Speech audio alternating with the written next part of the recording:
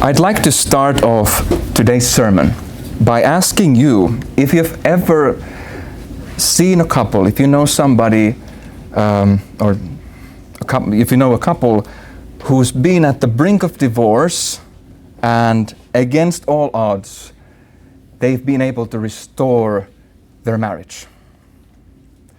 So they've been together and things went downhill, but they still came out victorious and stayed committed and faithful to one another. I would imagine at least some of you have, it may be even in your own marriage, for all I know.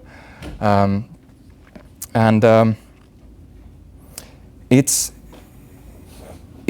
interesting that we've gone through Hosea, and we have seen this God's mercy play out,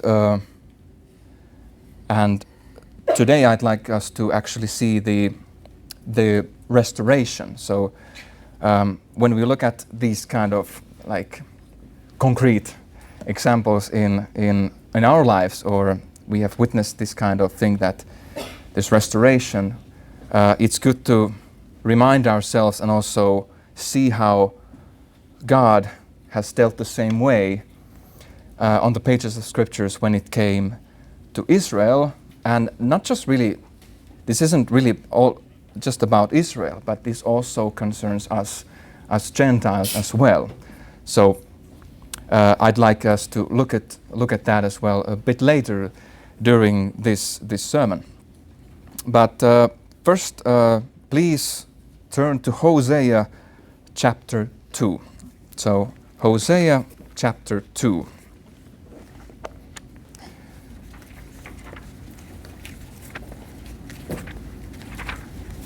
And as a reminder, it comes after Daniel. So Hosea chapter 2. And I'd like us to read the entire chapter, even though we're focusing on the latter part of it, just so we get a better grasp of the entire context. Say to your brothers, Ami, and to your sisters, Ruhama, contend with your mother, contend, for she is not my wife, and I am not her husband.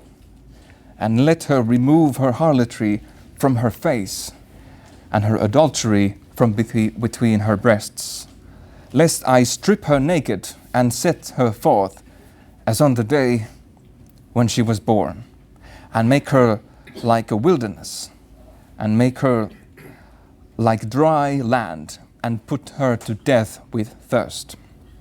Also, I will have no compassion on her children, because they are children of harlotry.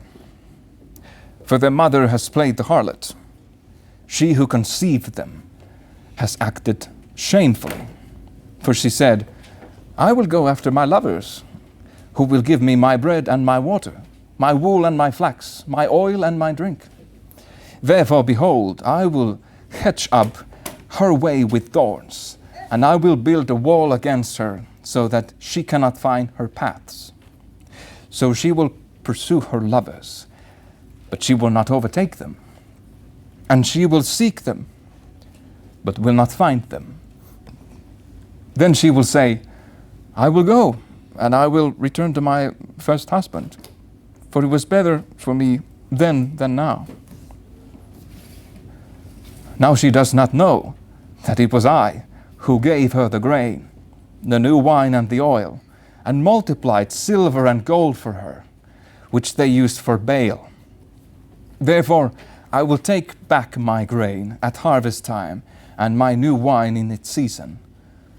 I will also deliver my wool and my flax from them, given to cover her nakedness. So now I will uncover her lewdness in the sight of her lovers, and no one will deliver her out of my hand. I will also seize all her joy, her feasts, her new moons, her Sabbaths, and all her appointed times. And I will make desolate her vines and fig trees, of which she said, These are my wages which my lovers have given me. And I will make them a forest, and the beasts of the field will devour them. So I will visit the days of the Baals upon her, when she used to offer offerings in smoke to them, and adorn herself with her earrings and jewelry, and go after her lovers, so that she forgot me, declares Yahweh. Therefore, behold, I will allure her and bring her into the wilderness and speak to her heart. Then I will give her her vineyards from there and the valley of Achor as a door of hope. And she will sing there as in the days of her youth, as in the day when she came up from the land of Egypt. And it will be in that day, declares Yahweh, that you will call me Ishi, and will no longer call me Bali. So I will remove the names of the Baals from her mouth, so that they will be remembered by their names no more. And in that day I will cut a covenant for them with the beasts of the field, the birds of the sky, and the creeping things of the ground.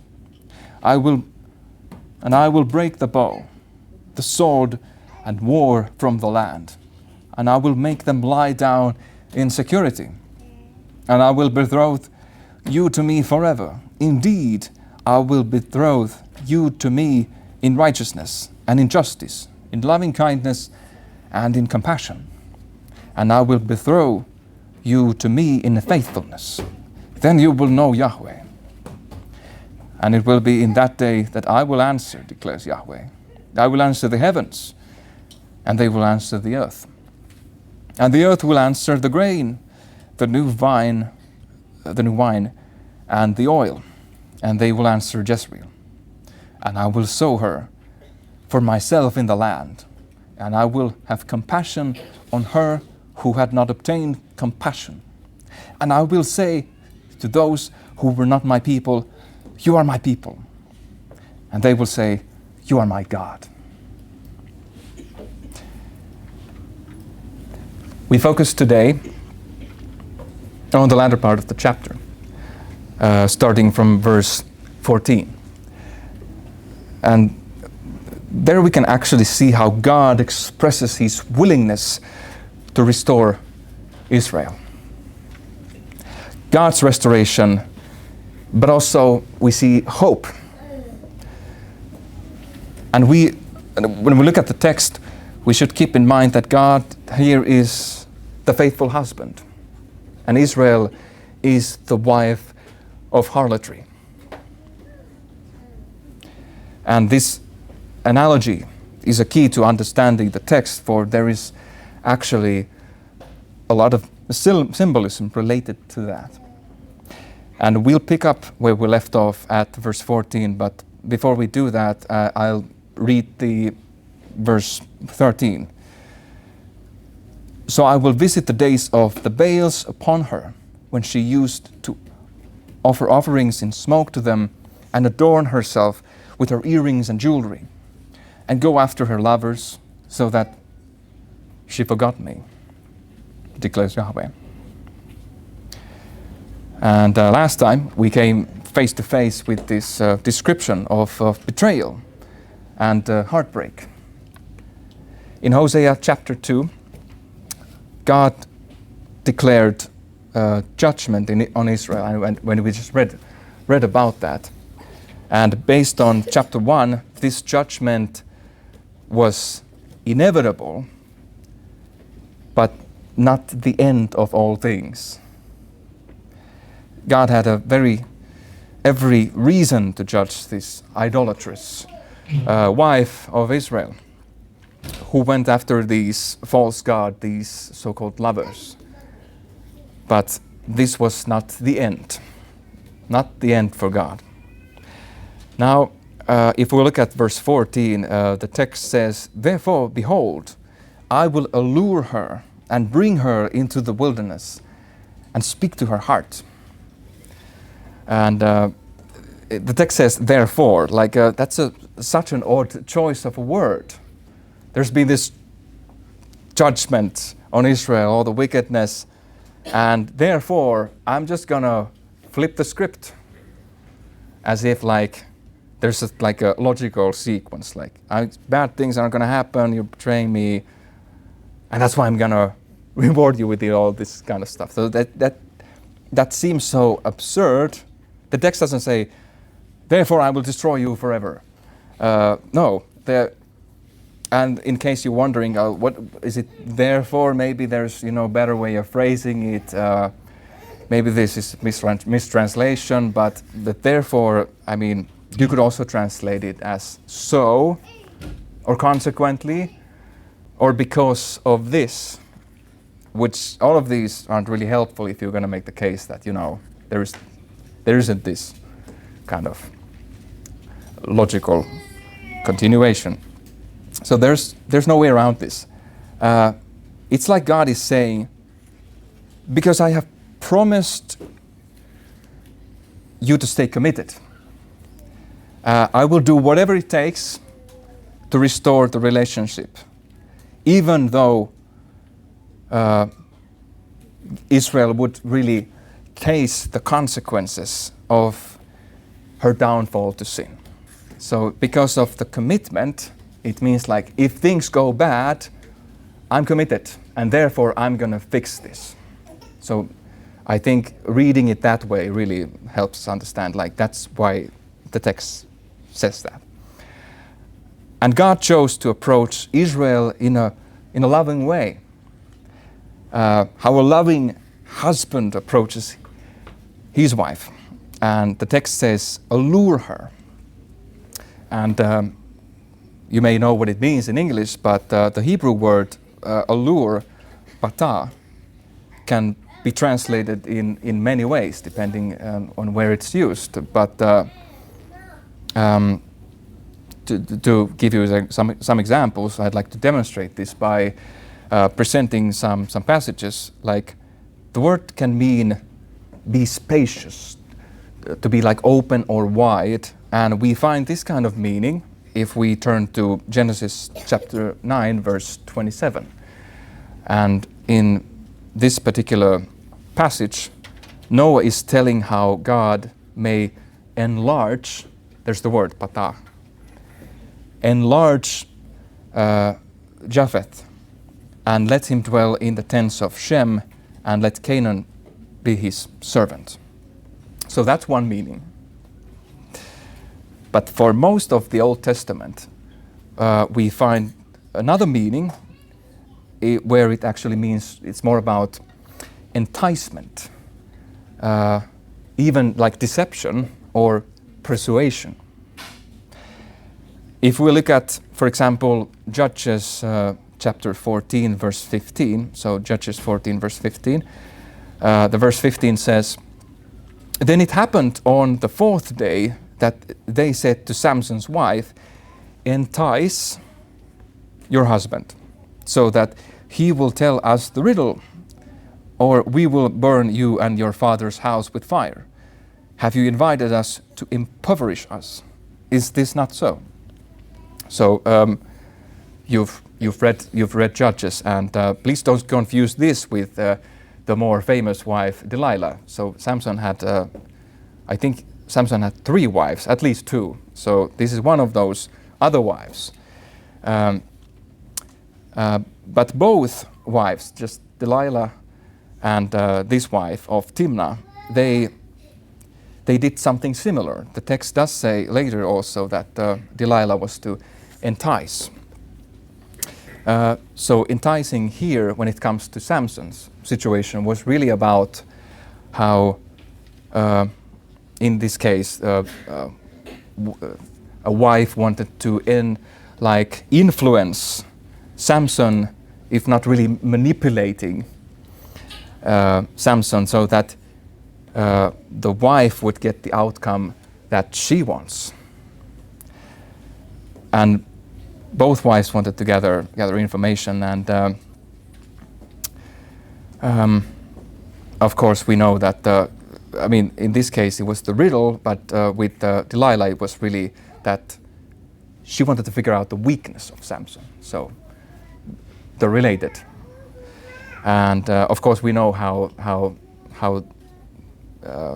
after Delilah figured out what the weakness was, we know how that went. And in Hosea chapter 2, verse 14, if we go back to that, to allure is not really about, I mean, there's the meaning of like deception, but in this case, it's about romance. It's about romantic pursuit. It's more like I'm trying to convince you that this is the way. And Yahweh is Yahweh is willing to take Israel to the wilderness. But out of all the places, why is it wilderness? I mean, we saw this description of vineyards and we're going to have fig trees. Why not some nice garden somewhere? Or maybe, you know, I like to, if I go abroad, I'd like to go to places where I can see kind of like landscapes. Maybe I'm on a mountain, I can see like lookouts. It's like, that's great. Why not take Israel right there? You know, see the view. I think the reason is that there's a significant part of Israel's history where the people were dependent on God for survival. And that is during the Exodus, when the people of Israel were led by Moses. That's when they were in the wilderness. And it would make sense, for if you think about it, it was a time and place where the people were together, dependent on God's help. They turned to God. It wasn't like an intimate, close connection. They had the tabernacle. Things like that. And God revealed himself in a special way to Israelites. But it was also, the wilderness ended up also being a place of testing the people.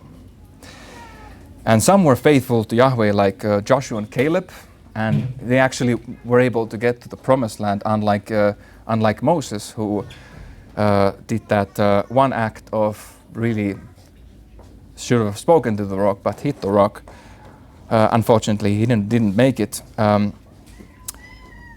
But Joshua and Caleb did, and there were many others who were just rebellious. You remember the rebellion of Korah, and there were many other instances where people were grumbling and complaining, even though God took good care of them in those difficult circumstances where there was no water and basic necessities were scarce. And now in Hosea chapter 2, God allures people of Israel, takes them to the wilderness, to a place of intimacy, where he could also, if we look at verse 14 again, and the rest of the verse, we see that God is speaking to Israel's heart, to speak to her heart, the text says. And some English translations say that God spoke, I don't know which translation you're using at the moment, but it may say something like kindly or tenderly, but literally the Hebrew is like to her heart. And this demonstrates that God is concerned not just about the legal matters, but like what's here, what's in the heart of man. And God set the standard for marriage. He could have judged Israel, and that would have been the end of it. Rightfully so.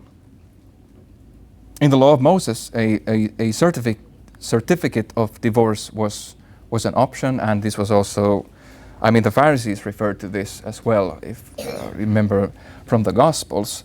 And even God gave a certificate of divorce to Israel in Jeremiah chapter 3. Did you know that? Because I was like, oh, why? Because I had read the Bible many times, but like, oh, wait, how did I miss this? It's right there. And you may also remember that in Malachi it says that God hates divorce. And that's true. So how is this all working together? Well, there's no contradiction here.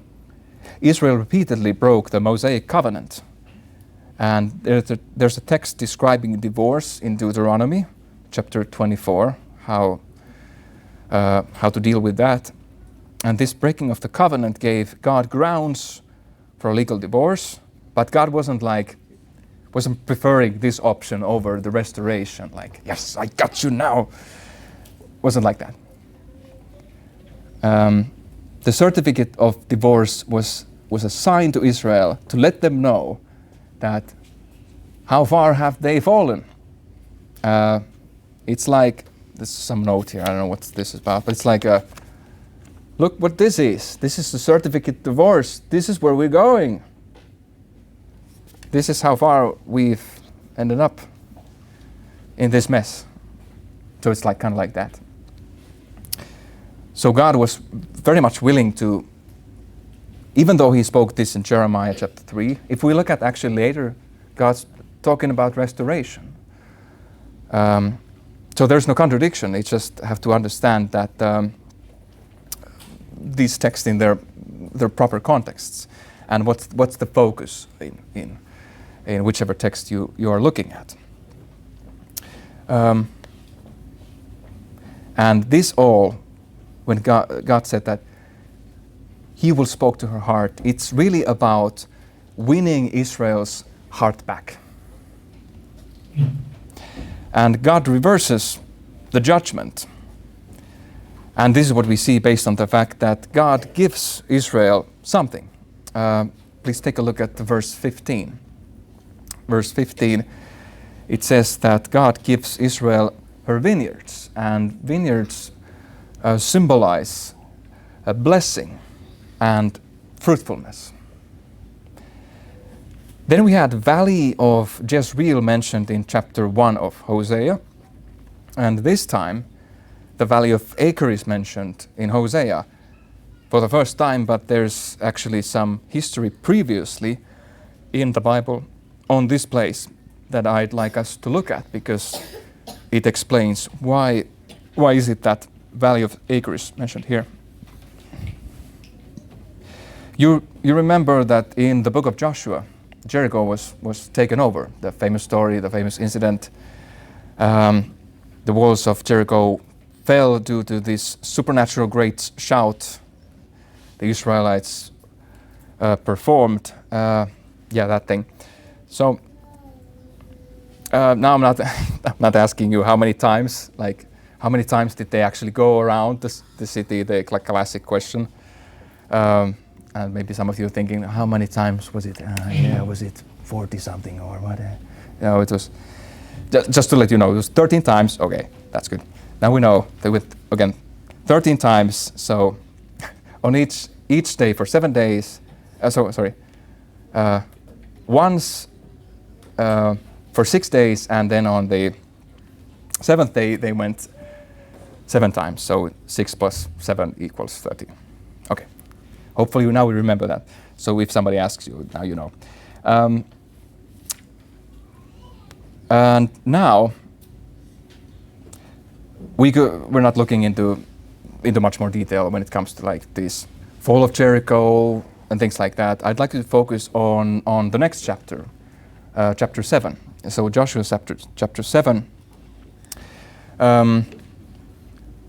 We are told that Israel disobeyed. There was this one particular guy who really disobeyed God's command. So the command was actually in chapter 6, and the text says that the command was, only keep yourselves from the things devoted to destruction. Lest you are devoting them to destruction, you also take some of the things devoted to destruction and make the camp of Israel devoted to destruction and bring trouble on it. There's this interesting word trouble here, which we'll come back to it. So this was in verse 18 of chapter 6. So all things were supposed to be destroyed except all the silver and gold articles of bronze and iron. They were holy to Yahweh, and as we know,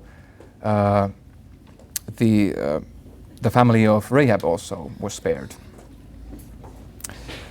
We may also remember how there was this one disobedient fellow named Achan, who took some of the things devoted to destruction.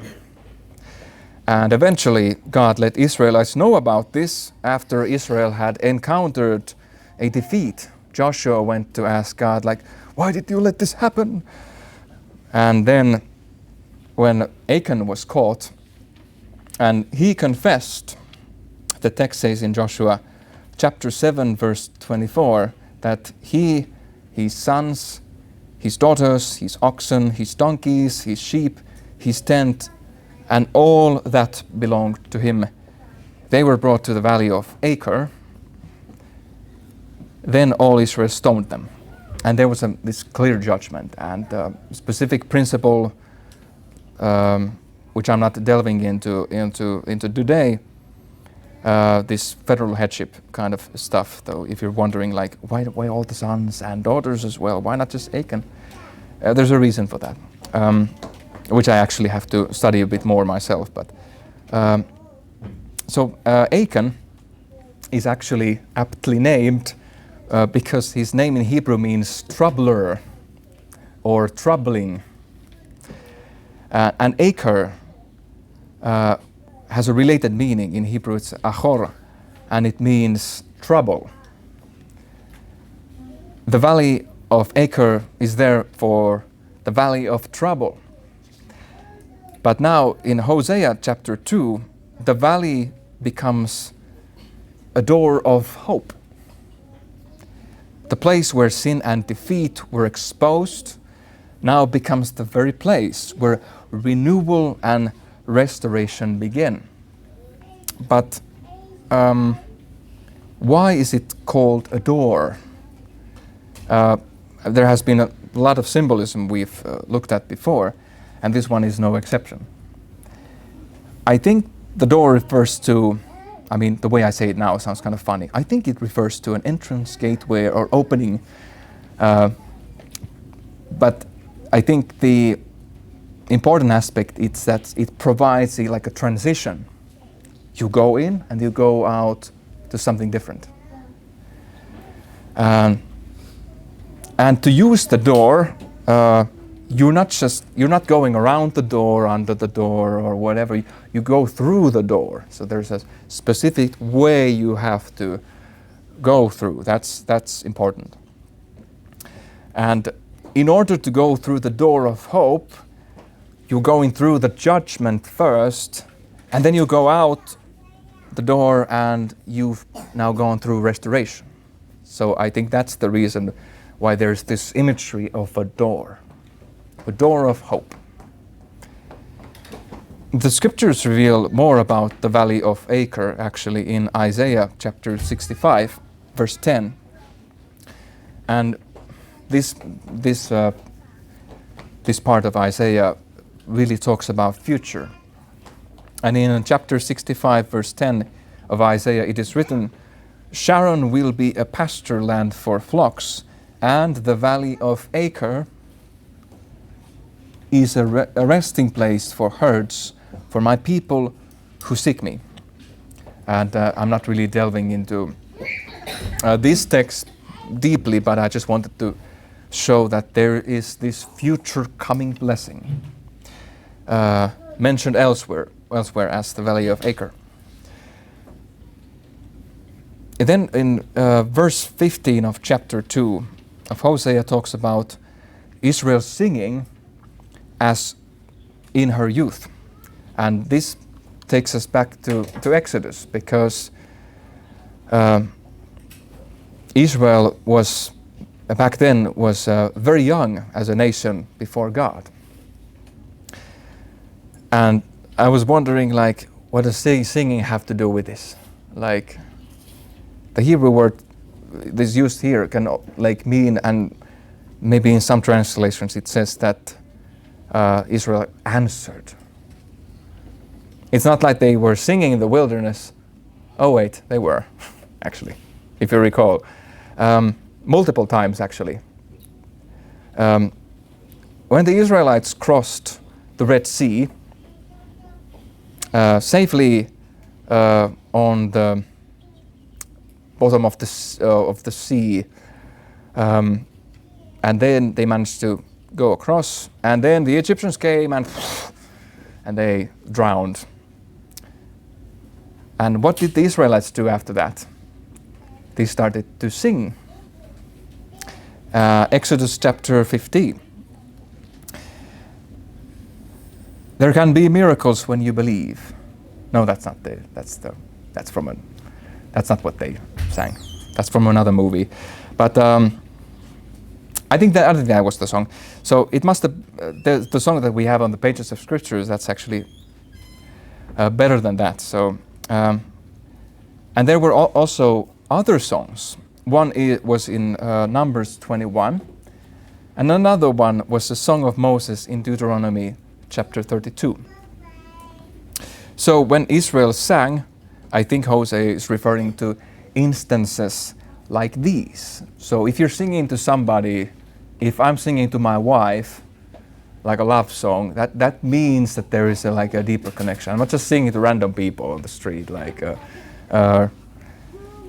and so that's why it's significant that God wanted to go back to this. And I think that's also part of the reason why it's so valuable that we sing also together as a church to God. It's an act of worship, and we want to have this close connection to God. Then to deepen the restoration aspect, Yahweh declares the following in verses 16 to 17. Verses 16 to 17 say, "And it will be in that day, declares Yahweh, that you will call me Ishi, and you will no longer call me Baali. So I will remove the names of the Baals from her mouth, so that they will be remembered by their names no more." If you have NIV, there may be some other translation, but at least in NIV, these Hebrew words are actually translated. Here it's more like I'm using the Legacy Standard Bible. They're like transliterated, so changing the Hebrew words as if they were written in English. So Ishi is translated in NIV as my husband, which it does. That's what it means. It comes from the word ish, which can also mean man or husband. And it does appear, I mean, Miska has gone through Genesis thoroughly, also in Finnish, in the Finnish service as well. So, but prior to that, also in the English service. So we've looked at many times the creation account and how man was created, and then there was the description of how of Adam, bone was taken and the flesh was taken, and this God created woman, and the man then calls this creature woman, because this one was taken out of man. So in this passage, man is Ish and woman is Isha. There's a related, as you can hear, it's like related words. And Baali is translated as, it can mean like my master, and it can also mean my Lord. And the Hebrew word, of course, is Baal. And God is communicating to us here, conveying a message that He wants to have a more intimate relationship. Instead of to be called Baali, it would be Ishi. Because the Baali, if you think about it, my master, my Lord, it's more about ownership. But if you're a husband, then it's more like we're intimate. And this covenant to God, it's not about domination, but about love.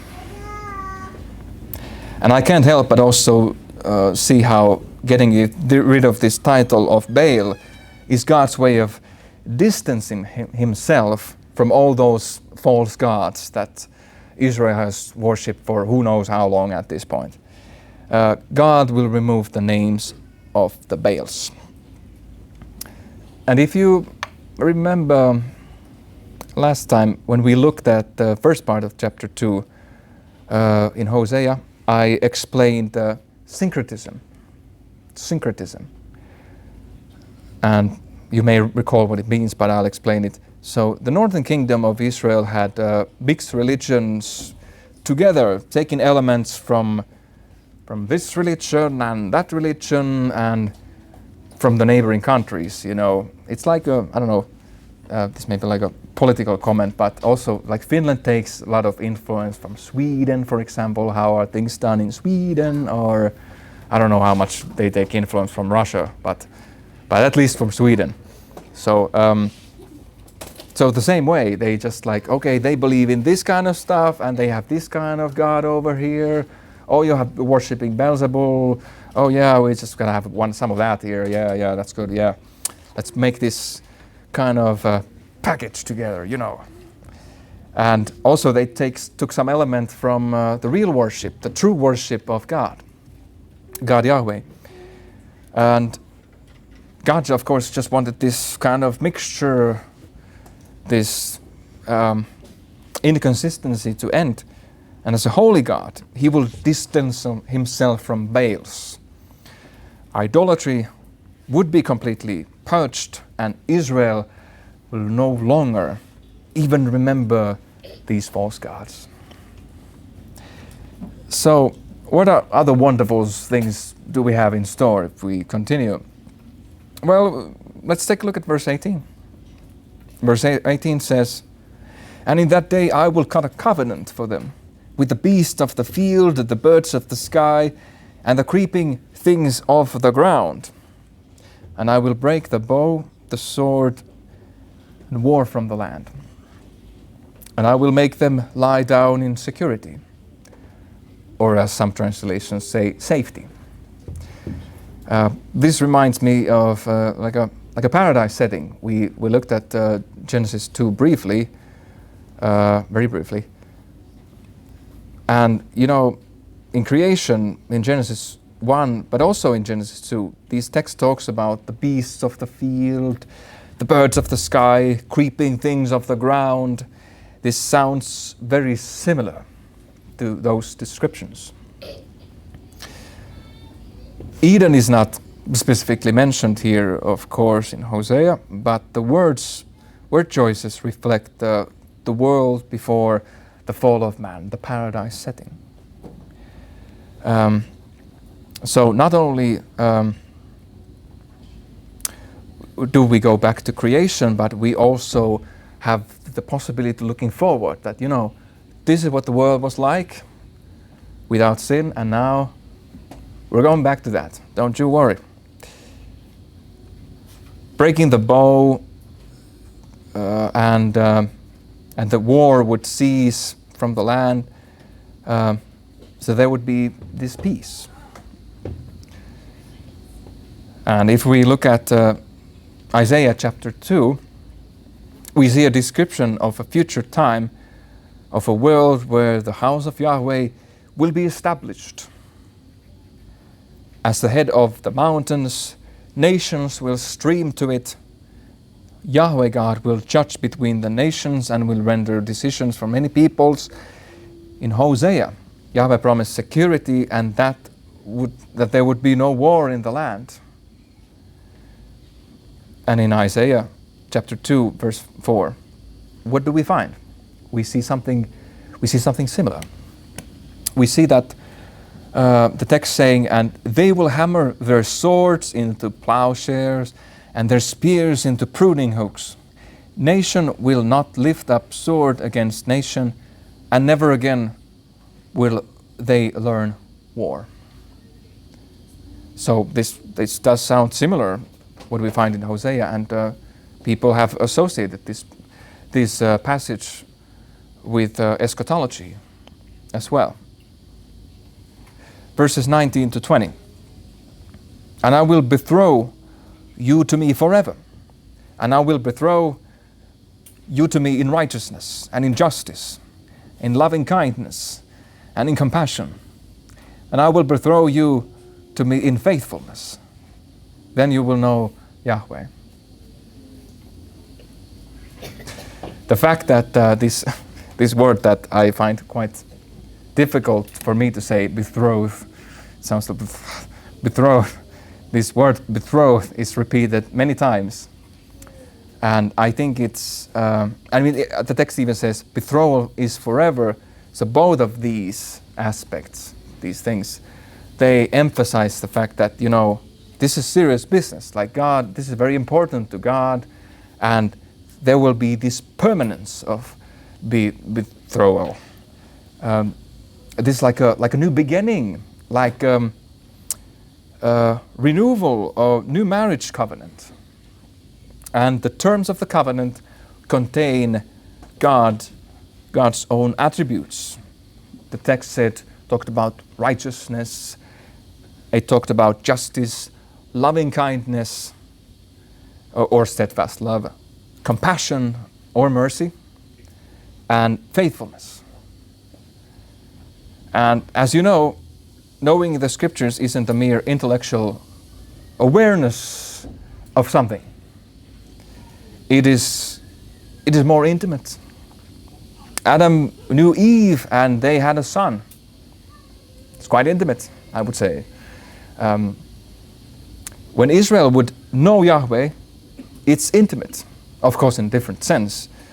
God wants to have a close relationship with us, and I think we can bear witness of this fact, that we've become more holy, we've been sanctified, we've come to know God better and better in our daily lives. Yes, there are struggles with sins, and just like with David, there are these hiccups along the way, but God is faithful, and we have felt the intimacy that He really cares for us, not just some kind of group of believers, but also like on a personal level.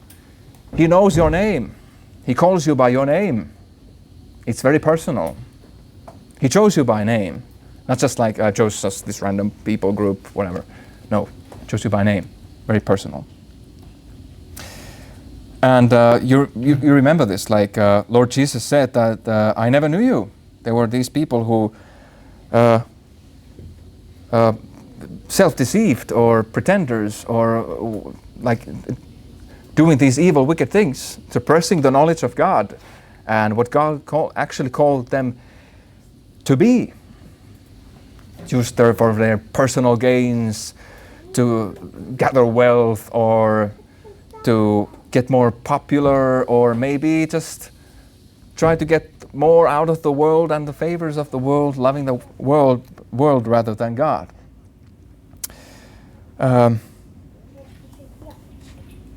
But God is the transformer of hearts, and God is speaking to Israel's heart. And not only that, but God also transforms other parts of His creation. God involves heavens, earth and the grain, the wine, the oil, all these in verses 21 to 22 I just read. In a symbolic way, they will answer Jezreel.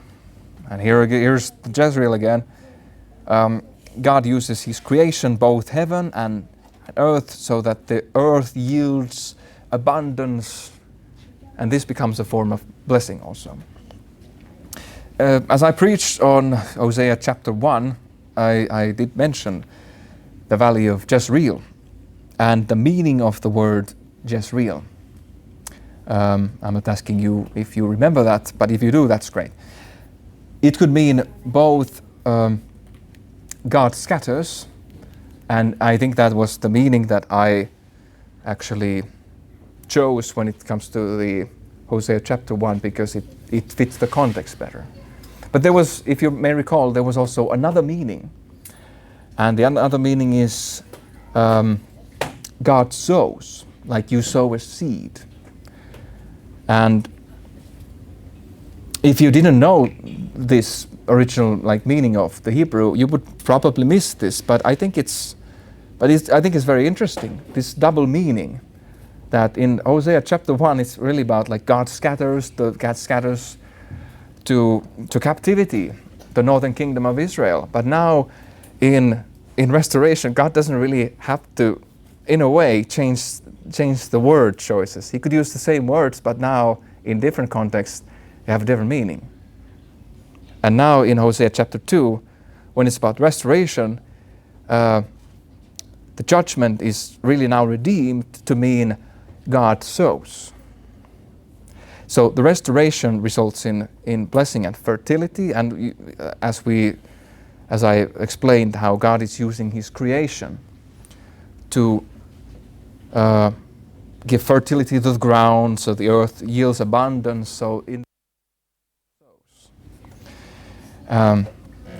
So here's like another form of reversal. And if you look at the end of the chapter, I think it's quite fitting. It is still about reversal and restoration. In verse 23, it is written, "And I will sow her for myself in the land." God sows again.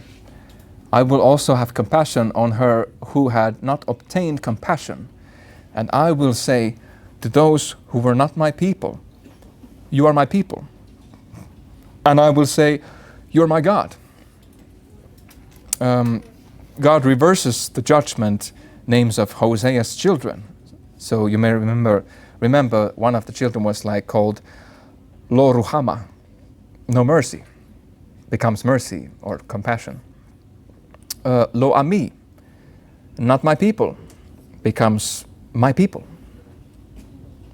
Both mercy and belonging are restored, and the covenant is renewed.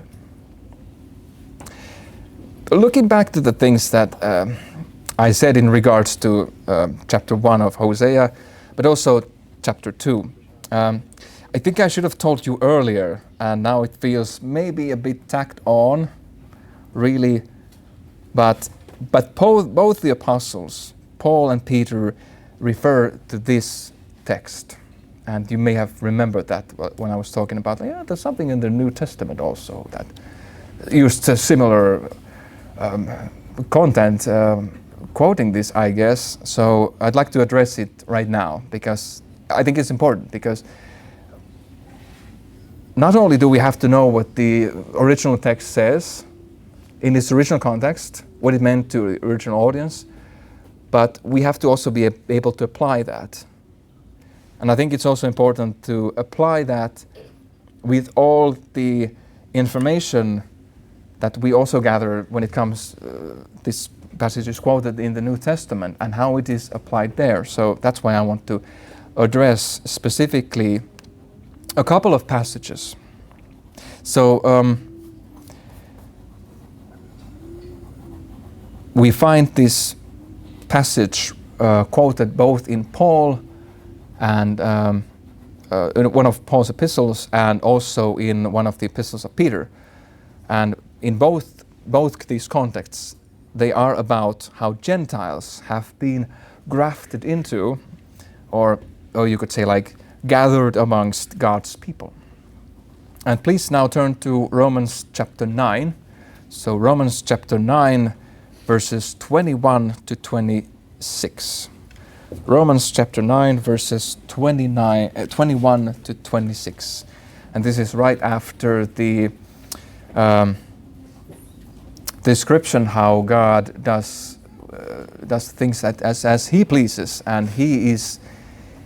We'll take a look into this. I'll read these passages now. "Or does the potter have authority over the clay to make from the same lump one vessel for honorable use and another for dishonorable use? And what if God, wanting to demonstrate His wrath and to make His power known, endured with much patience vessels of wrath, having been prepared for destruction, and in order that He might make known the riches of His glory upon vessels of mercy, which He prepared beforehand for glory, even us whom He also called, not from among Jews only, but also from among Gentiles. As He says also in Hosea, I will call those who were not my people, my people. And to her who was not beloved, beloved. And it shall be that in the place where it was said to them, you're not my people, they shall be called sons of the living God. I actually may have remembered, so this may be actually from Hosea chapter 1. But nevertheless, so there's similar content, both in Hosea chapter 1 and 2, similar language. So Paul applies Hosea's promise beyond Israel to include the Gentiles. Now, when I say it like that, is Paul now changing the original context? Is he changing, I mean, like in Hosea chapter 2, we didn't find nothing about Gentiles being the recipients of God's mercy there, or that they would be called my people. The focus was on Israel and God's relationship. He's the husband, and Israel's the wife. I mean, I can see some people when they read this and remember, go back to Hosea, and they'd be thinking, would classify this as like reinterpretation, that Paul is, this is what it originally meant, but now I think it has a new meaning, I guess. And this, I think, touches a fundamental misunderstanding that the church has somehow replaced Israel. And there are some famous, smart individuals who are advocating for this replacement theology, but I'd argue that it's unfounded, it's unbiblical. But I'm glad that we're actually going through this, because it gives us an opportunity to counter the claim of reinterpretation and to argue that, you don't need to change the original meaning in Hosea. And you don't need to change the meaning of what you find in Romans chapter 9. You just have to understand how Hosea is actually quoted. And this is actually like, when we go, hopefully, God willing, we'll go to something like Hosea chapter 11. There's the famous quote in the very beginning of the chapter, like talking about Israel, and then in the New Testament it's attributed that Jesus has something to do with this. So we have things like that we have to deal with, and they may not be so simple to explain. But I'll try my best now when we focus on Hosea chapter 2 and Romans chapter 9 and what Paul is saying. Hopefully this brings some clarity. Instead of looking at Romans 9 overriding the original meaning of Hosea chapter 2, Paul points out a pattern of God's mercy. So God turns judgment and rejections into acceptance. So God, just as God rejected Israel in the past and judged, like we read, but would later restore them, Gentiles were once rejected by God, in the sense that God left them without this special revelation. There wasn't this intimate relationship like Israel had in the wilderness during the time of Exodus. So they were left to do their own thing, more or less. But of course, we know that they have their own subconsciousness, and they know that God exists in some form. So of course, they will be judged accordingly. God is a righteous God to both Jews and Gentiles. But you get the idea. So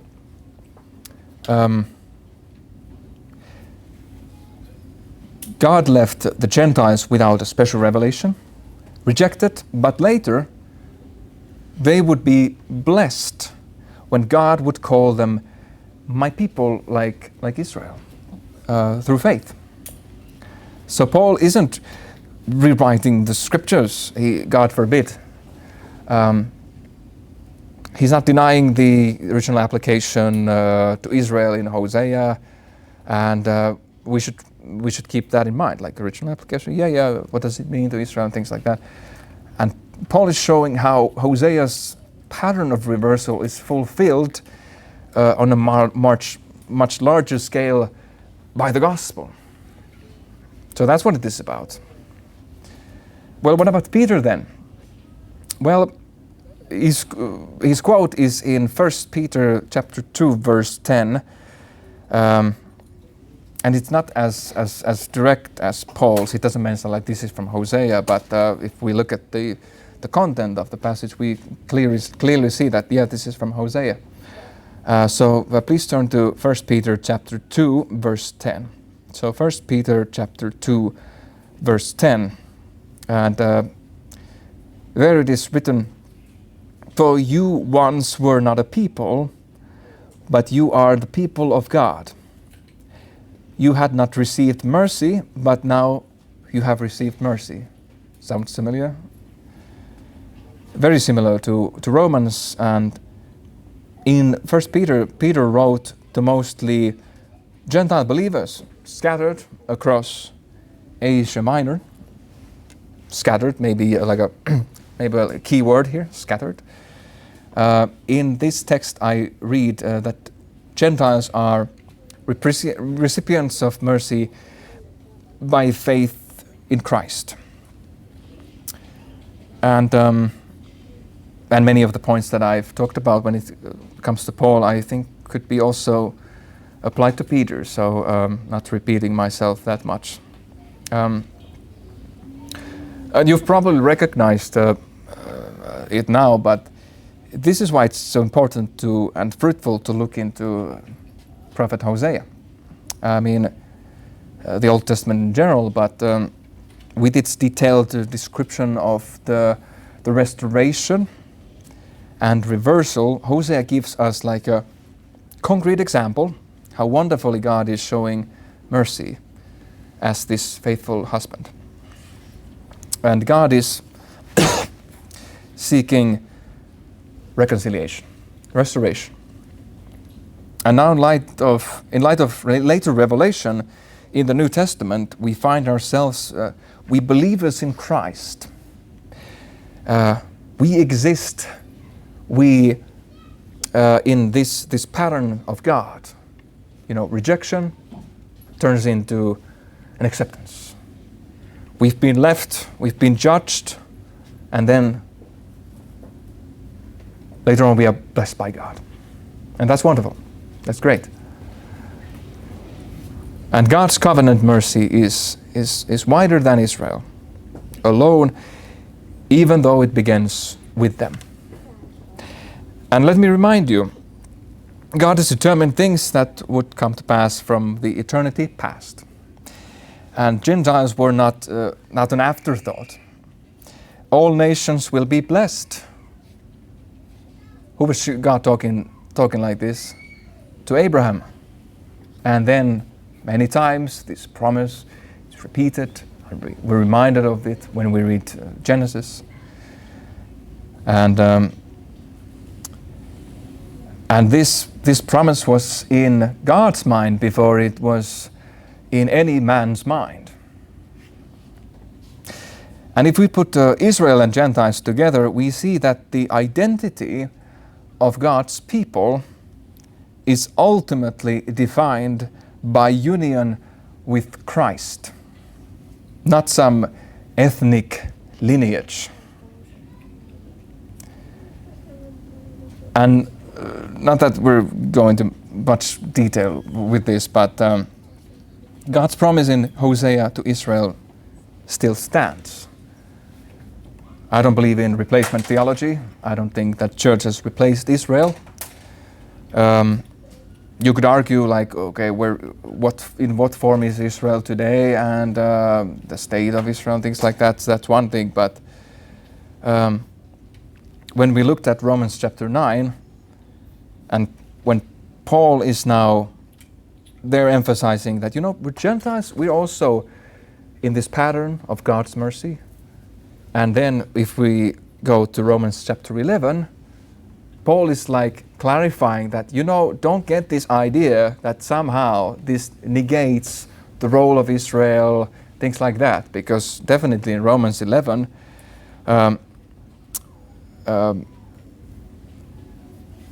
Paul is emphasizing that, Israel has a specific future promises are concerning Israel. So, and God is going to restore Israel in a special way. So don't you worry about that. This concludes now Hosea chapter 2, and I encourage each one of you to read this concrete restoration here, just to remind you, and to meditate on that, and accept the text in its original context, like I believe you do, of course.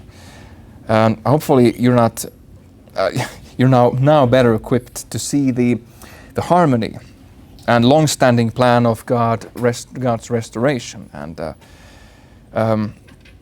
please don't forget, please don't neglect the righteousness and holiness in judgment while you let this beautiful truth also sink in. So let us now pray.